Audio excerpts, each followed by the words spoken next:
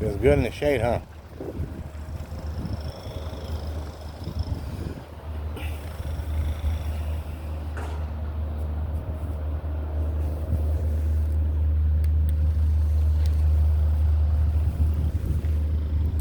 Stay. The girl, stay. Stay.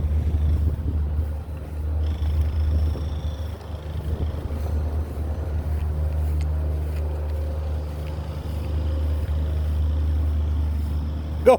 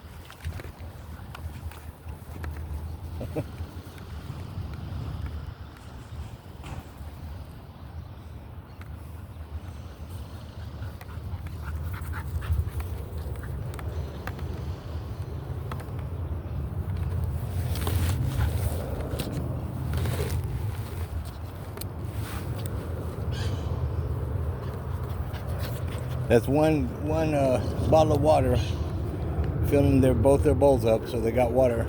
So as soon as they run a little bit, play ball, and drink that bowl, we're not gonna fill it up. We're gonna go for a walk,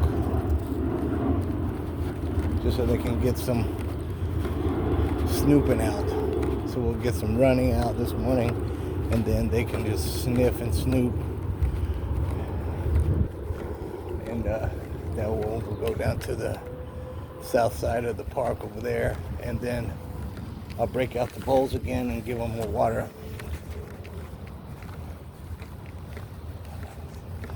And then that will be our way home through that way. And we'll go by and see if Chance is out, and little Brownie, and then that little girl, and then Miss Dinky's family, and then the big pups, Loki and Adonis and Snoopy and Roscoe and Zoe.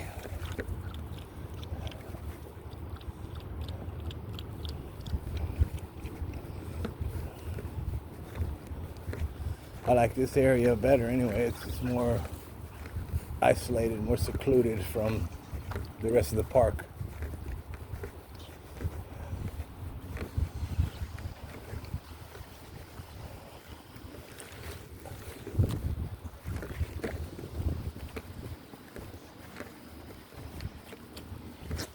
Bless you.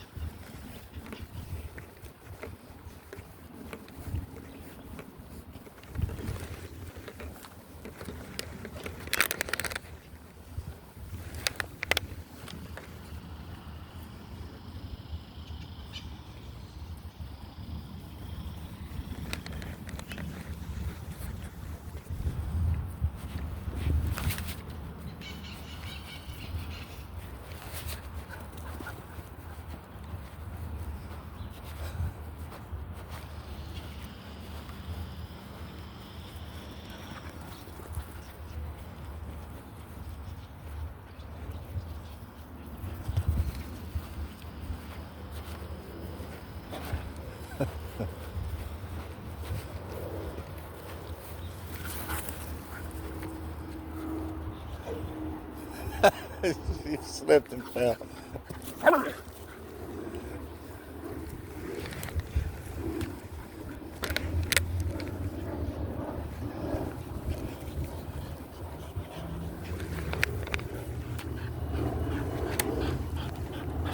Dink.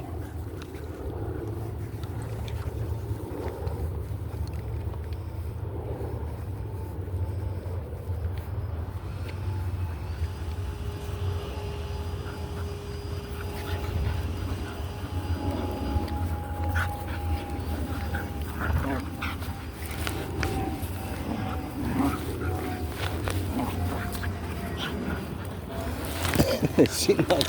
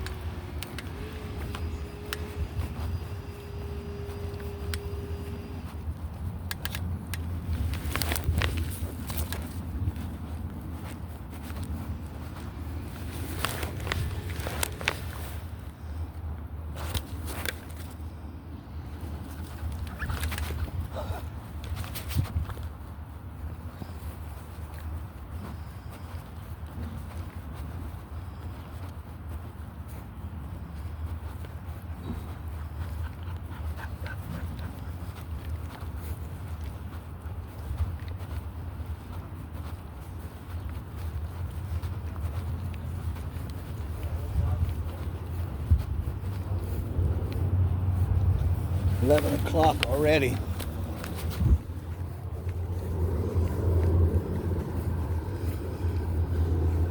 We ate breakfast, had to wait till 9 o'clock so I could call those places in the insurance to figure out my reinstate of my mom's meals. The mom's meals program thing.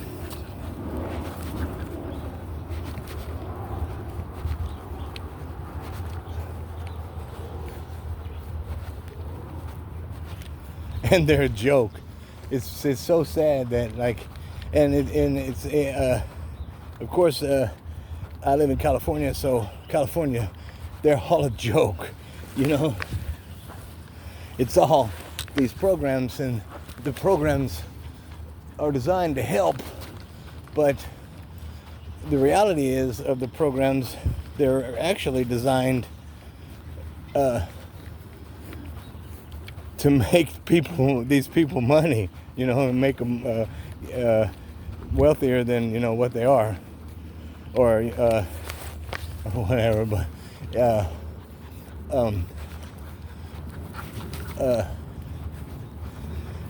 they ask so many questions for legitimate people, but people that like aren't legitimate, let's say, certain particular types of people,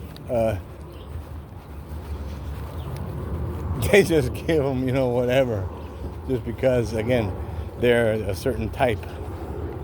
So automatically they must need, you know what I'm saying? And there's not too much qualifying, you know, it's just, well, they must need. So, you know, they get it regardless.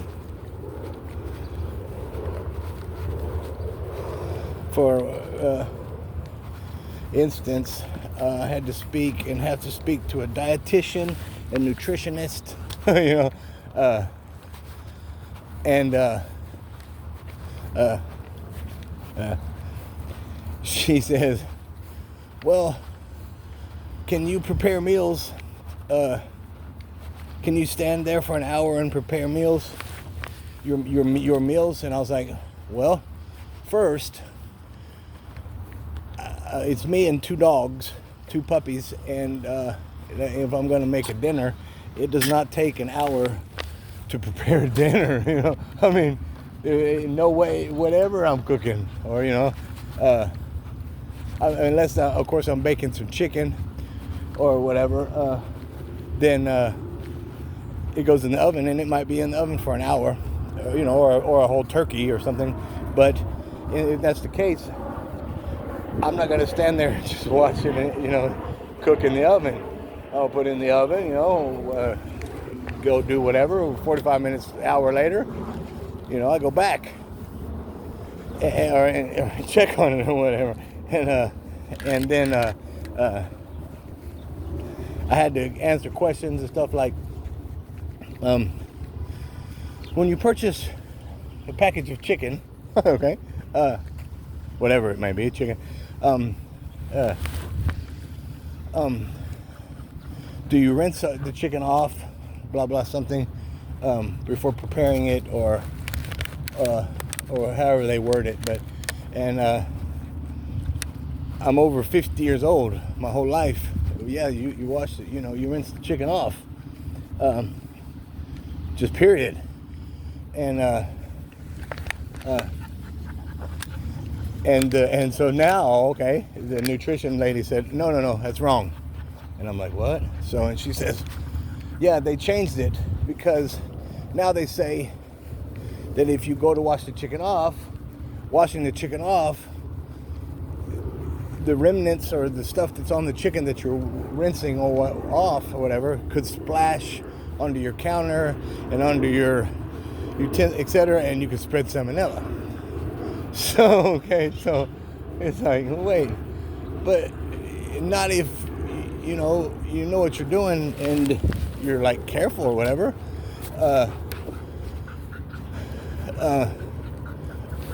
You're not gonna do that, and I said, and it's better to rinse the chicken off.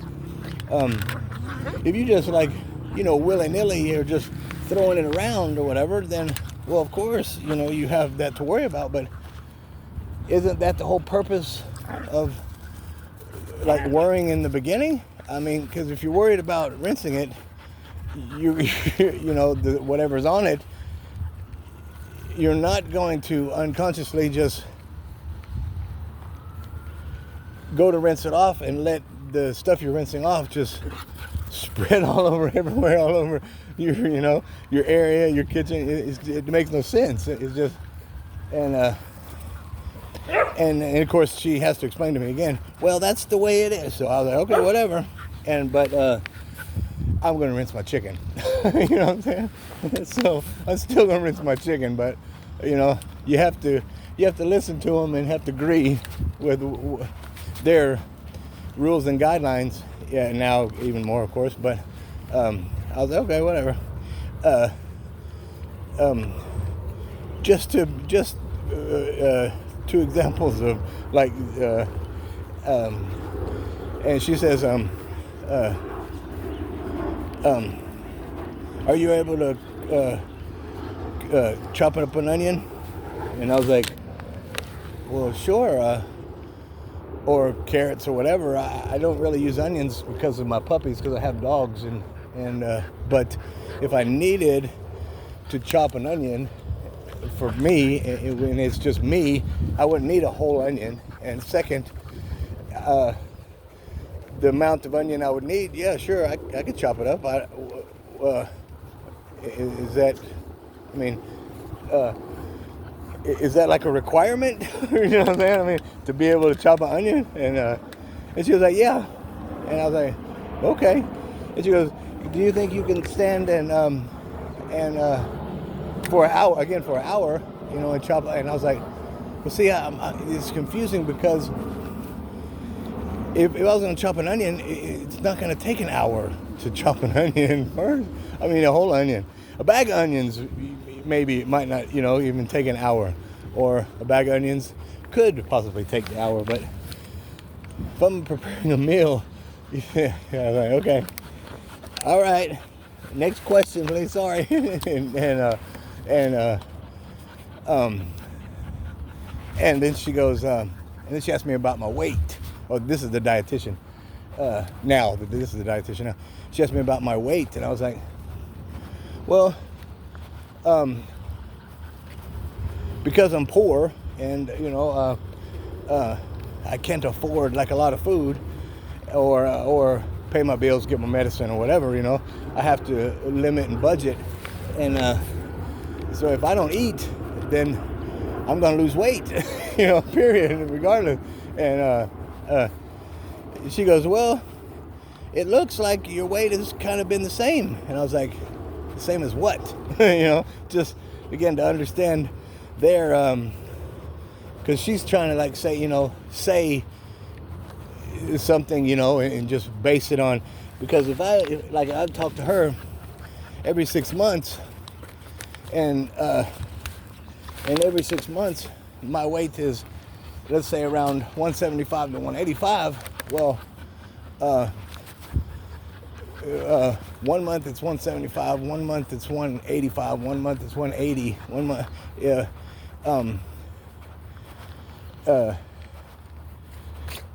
that's sort of consistent, but to be consistent, it would be to like be 180 at the most 5 consistent, not again 10 pounds, and gaining 10 pounds even up and down, fluxing like that. That's not good, and then again, that's a week. Let's say 2 weeks, and it fluxes and it goes from 180 to 165, and then the next week, for whatever reason, I eat good that week, or and I go to 170, and then it's, that's not very consistent. I was like, but I was like, if you want to know consistency on my weight, you got to call me or check on me at least like every other week to 2 weeks to a month, or to be more consistent. Because I'm getting old, and there are many factors of the weight loss and stuff based on meals, based on calories that I'm taking in.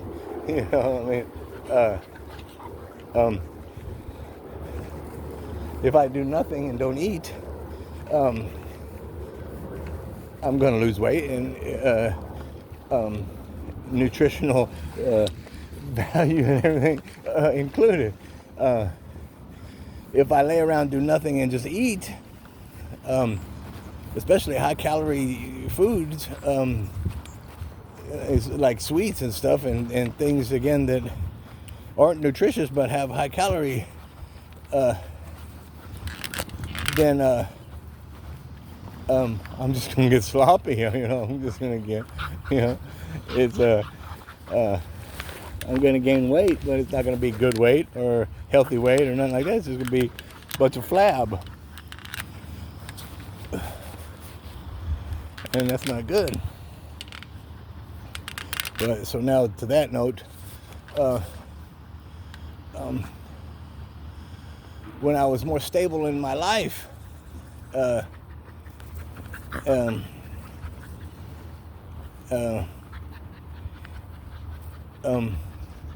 because of my autoimmune, my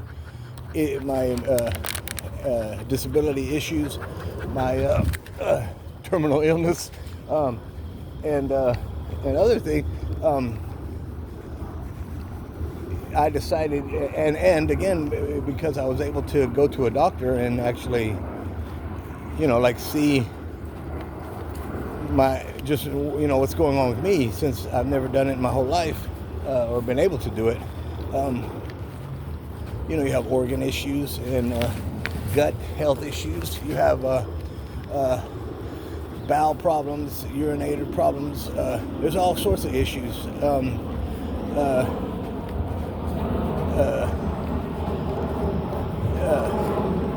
Things that just go wrong, just basic things that go wrong. Joints, ligaments, tendons,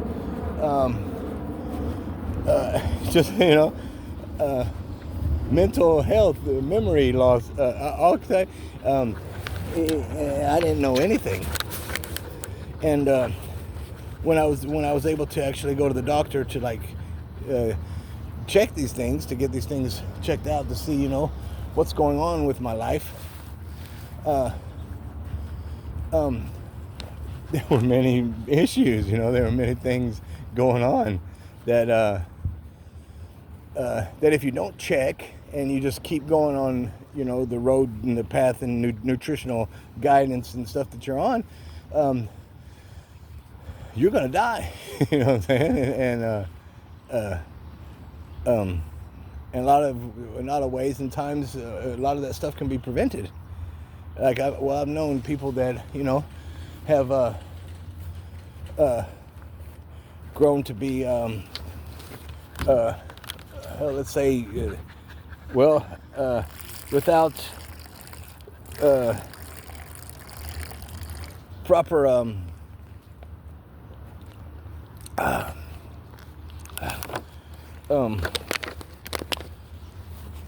medical advice and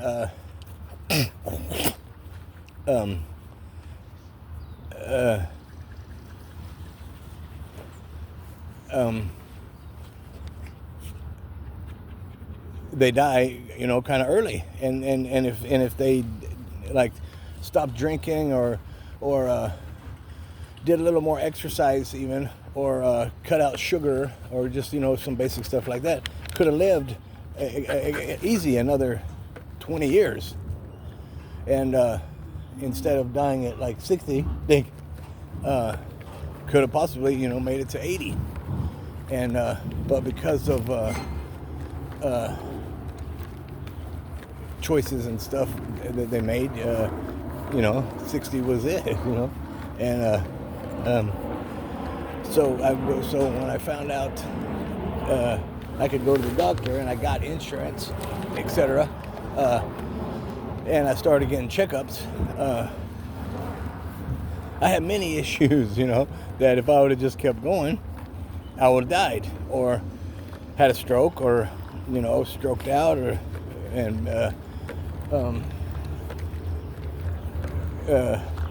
died. There was the main one.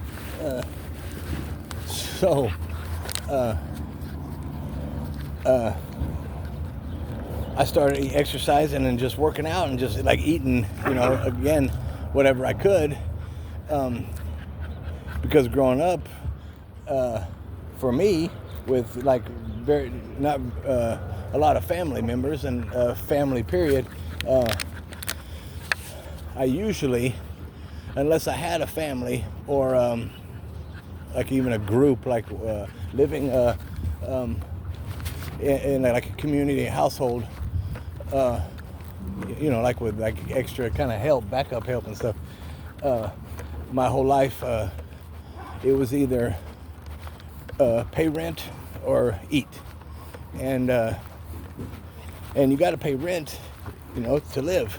So it was always like I would like have a place to live, or rent a room, or, you know, couch or whatever, and have a place to, you know, go rest my head, keep my belongings there, you know, shower and stuff, etc., for like work and stuff.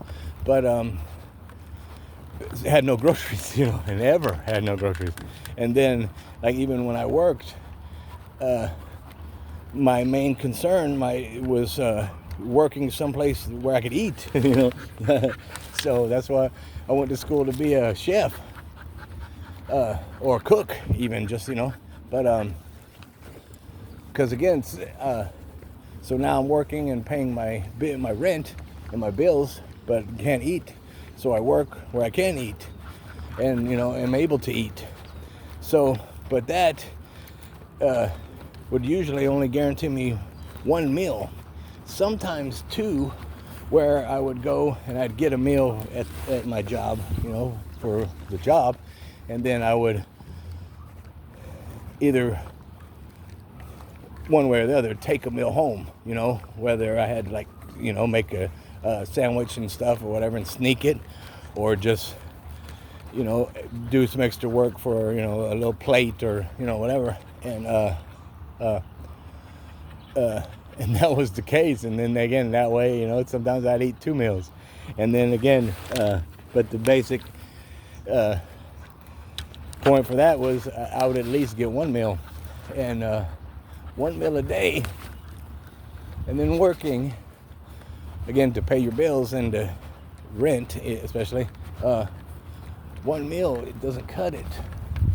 So when I was able to have insurance, check on everything, and able to pay my rent and get food, one way or the other, groceries and stuff, whatnot, I just eat everything and eat and eat and eat. And then I was getting flabby, I was gaining weight and liked it because I never had gained weight. But then I was gaining weight and exercising. And this guy, he was like, he told me, he's like, hey, you're getting bigger. And I was like, yeah, because I've been exercising. So, and then somebody, just some random guy that I've seen, on and off, for years or whatever, tells me, hey, you're getting bigger. I was like, all right. In my head, I wasn't like, all right, man. I was, in my head, it made me feel good because I was accomplishing my goal to, gain weight and to be bigger and more healthier, and he said, you getting bigger? I said, yeah. I was like, well, I've been exercising and stuff. I was like, but I don't see it. He goes, well, you're fat. I said, oh, shit. I mean, he said, I'm fat. So I was like, fat? And then that was on my brain. So I was like, oh, shit, I'm fat. So, like these jogger pants, these joggers or whatever, not sweatpants, jogger. They're called joggers but they're elastic waistband. And not just them, but like track pants and stuff. I would always wear those because I was always exercising or whatever, and then they were just loose and comfortable, and I'd always wear them. Well, I went to put my pants on or get some jeans, and $6.99 at Ross, and my pants that I was wearing were 32 in the waist with a belt. And growing up, that's what I always wore anyway. And they were always, baggy, loose, and I needed a belt because I couldn't just wear them. So in my brain, because I'm getting bigger, and then guy was like, you're fat. I was like, okay, I needed 32 without the belt, and Dink. And so I get 32. And I can't get them on. Okay? This was crazy. I couldn't get the things on. So I was like, oh, wait a minute. And my first thought was like, because skinny jeans were like a thing. This was a few years ago, and skinny things were a thing. And I was like, are these skinny jeans? I saw that one cartoon or thing or whatever, and was going to put skinny jeans on, and it's like that pug dog standing up on his Dink on his hind leg. Well, so I go get some more jeans, and I get 34, and well, what was it? It was 38, I think, that I ended up having to wear or getting with no belt, and they fit. And I was like, damn, I am fat, because 38 is kind of big. Especially going from, well, if I didn't need a belt before, it would have been about a 30, real skinny waist, 30, and now I need a 38. And again, I didn't look, like Superman or anything. I didn't look like, I've been getting all this muscle I've been doing. Because when I started exercising, so 10 pounds was pretty quick, 15 pounds was pretty steady, but then I was using 40-pound dumbbells and 40 pounds, and that's a lot of weight. And when and after I got the pants, 38 size pants,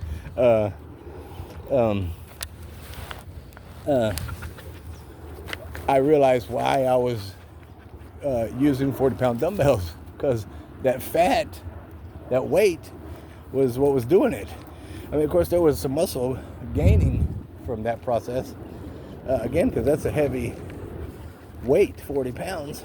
And but also for that note, at my next doctor appointment, I was like, yeah, my friend said I was fat, so I went to get pants, and I went up a few sizes, and now that that I recognize this, and I look at myself, I can see the fat. I see, and the doctor goes, okay, blah blah, and like 8 vials of blood, and then yeah, you got high cholesterol and busy blasey and pre-diabetes, and I'm like, well, didn't you check for all that before, whatever? And he was like, no, and I was like, no, and so I went on a diet, and my first diet because again, I've always been skinny, and never, but I also never had like a physical, except for like in school and stuff, but they even stopped that. But so back to that. So my first diet, it was you go to sleep and you fast, of course, while you're sleeping. You're fasting because you're not eating. So for 8 hours while you sleep, that's a fast. But so you sleep for 8 hours, and then the next 8 hours, when you wake up, and 8 hours from when you wake up, you only drink water. Okay? And then your third 8 hours, and that's the full day. Well, that's a 24-hour period. The next 8 hours you can eat, but only clean, vegetables, meats, no processed stuff, but you just clean, and you can pretty much eat for the whole 8 hours, but again, just chicken, fish, beef, broccoli, peas, and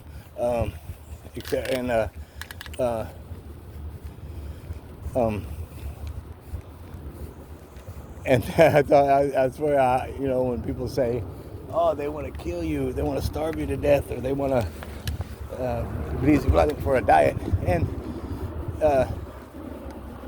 when you do it, and when you do a diet first, it's gonna feel like you're starving to death, because instead of 5 whole chickens, you're eating 2 whole chickens, and so when your big ass belly and your brain wants you to eat 5 whole chickens, and you only eat 2 whole chickens, well, your belly and your brain are saying, hey, come on, you owe us 3 more chickens, you know what I'm saying? Get to eating, fatty.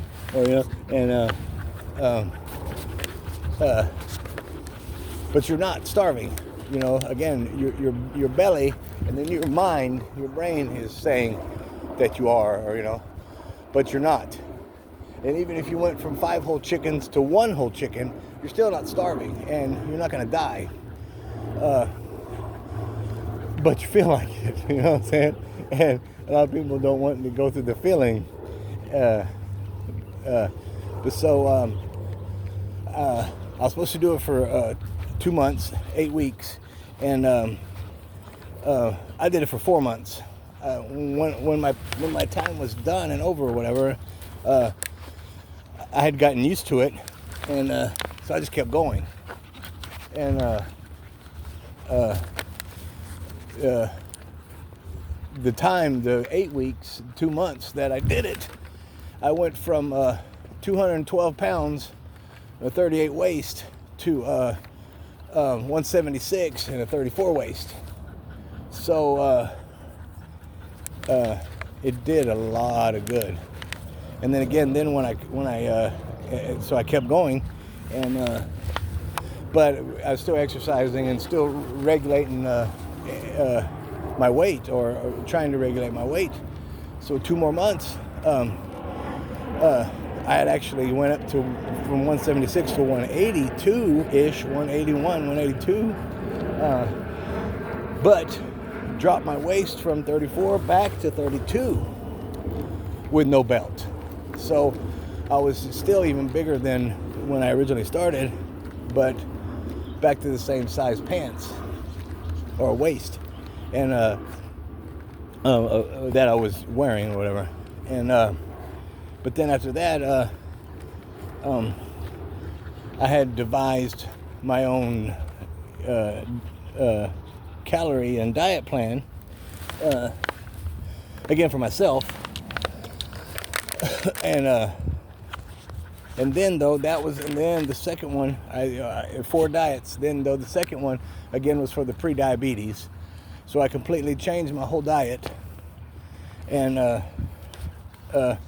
was doing a type of what they call Mediterranean diet, except I don't do tomatoes because my stomach and stuff, I can't handle the red sauce, the acid and stuff or whatever in the tomato sauce or tomatoes. So well, and mostly in the sauce, because like a tomato, well, it's complicated, it's different. So I did that diet, but at that point also I had breakfast. Get out of there! I still like ding.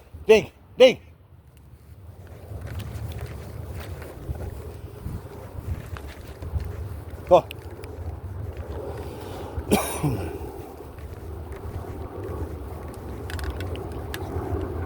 Then, though, as I was regulating those numbers, a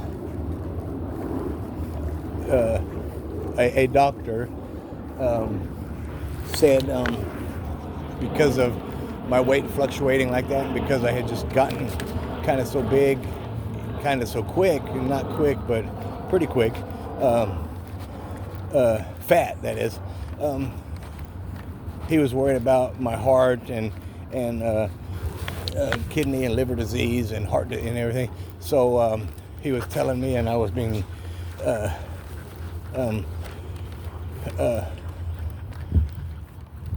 taught about visceral fat, which is, again, fat that grows around your organs inside, heart, liver, kidney, everything. Just the fat that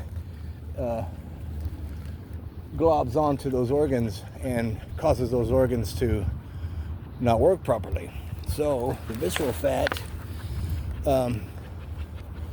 was my next diet, and that was the worst one, because in order to get rid of fat inside, you have to get rid of most of the fat on the outside in order to start reducing and getting rid of the fat inside. So you could be fat and then have loads of visceral fat surrounding your organs and stuff, causing lots of damage, and lose weight on the outside,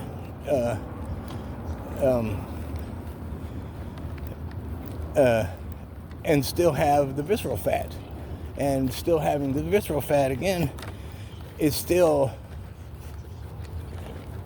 damaging your organs. So you can kind of look like, wow, you did a diet and you got skinny, or you got healthy, and you can still have that visceral fat, and while it's there, it's not just going to stop.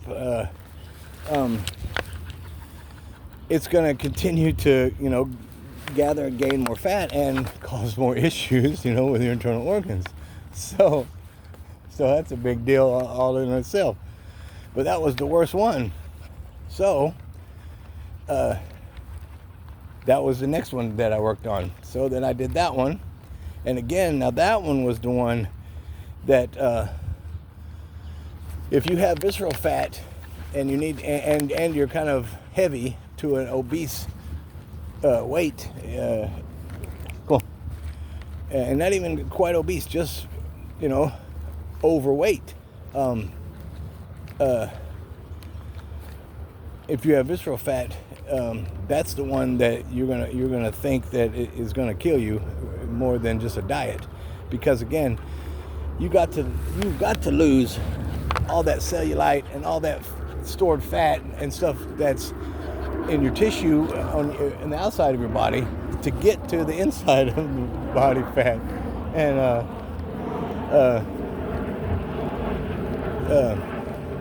that's the one that I would recommend to everybody doing if they're overweight or slightly obese or even more. Worry about that one and stick to that one, because that one will help everything, all the other ones. That will help your cholesterol, if you have diabetes, etc., because it's a diet, again, that is like a main diet. And for the diet anyway, again, it will help those other ones instead of having to do specific diets for specific things. That one big one will just do all of them. And I wish I would have known that again, so, and then back to when I was doing the diet, my first one, when I was lifting the 40 pounds, and now I'm dieting, and I'm on the fasting for 16 hours pretty much, my whole exercise regimen, routine changed, and the 40 pounds, I couldn't do it because I didn't have the weight to help me pick it up. I had like certain muscle, but only certain muscle, not the full. I wasn't strong enough to lift heavy stuff without the weight helping me, you know what I'm saying? It wasn't all muscle, that was just, but I thought, like it was my first time like being that weight and getting heavy, etc. So I was like, yeah, I'm getting strong. But that's when I was like, but I'm not seeing it. Why I'm not seeing it? And the guy said, well, you're getting fat. Okay, so, but then through the diets and fluxing and doing this and going back and forth, I went all the way back down to 15 pounds of the weight from when I was fat and 40 pounds. I went back to 15 pounds. And I was pissed. I was pissed. And because again, it seemed like all that work, but it wasn't work. It was again the sad part and the reality of it. Again, it was my body fat and body weight that was doing the weightlifting exercise for that particular exercise. So it wasn't good. And then the fourth diet, my final diet, the one that I'm kind of still on, sort of, is just basically for just to keep myself in check and balanced and regulated for my BMI and just to maintain a steady weight. And muscle mass and bone and body density in general.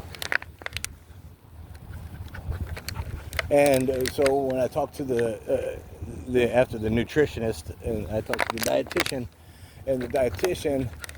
so I had to weigh myself. So I weighed myself, and I was 182.3. And I went to the doctor 2 months ago, and I was 189 something, almost 190. And